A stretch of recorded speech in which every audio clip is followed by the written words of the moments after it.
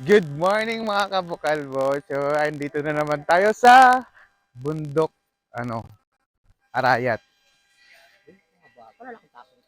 So, maaga kami dahil maganda rito pag maagay, malamig. Tapos kita mo naman yung view mga kabukalbo. Ganda. Tapos yung bundok, tapos may buwan pa. So, magpipiknik lang kami dyan.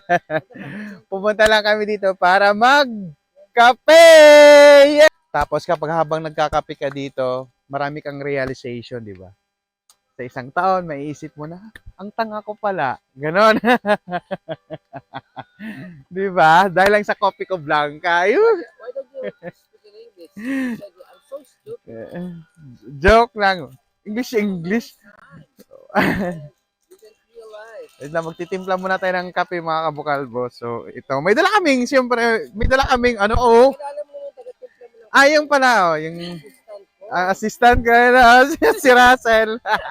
Ganda ng taga-timpla ng kape. Wala pang suklay. Tapos yung driver namin, driver!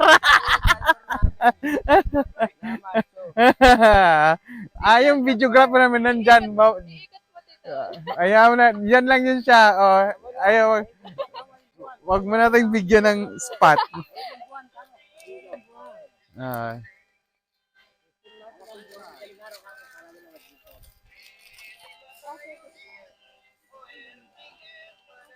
Okay, ito na, lalagyan natin ng mainit yung kape. O, di ba? May dala pa kaming tinapay, tapos mga chichirya. Marami kaming dala mga kabukalbong mga food. Kasi pinaghahandaan na to. Nung una kasi namin punta dito, wala, urada-urada yun. Kaya sunog. Pati yung ulo ko na sunburn. Ngayon, ready na kami. Di ba? May dumaan. Di ba? Maiba naman yung okay na to. Ito na mga kabukalbo. Creamier. Coffee ko blanca baka naman.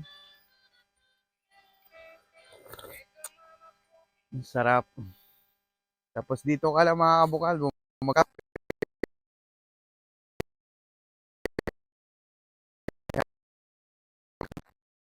Habang nagkakape ka dito. Upo ka lang dito. Ganyan. Yummy. Sarap. Kaya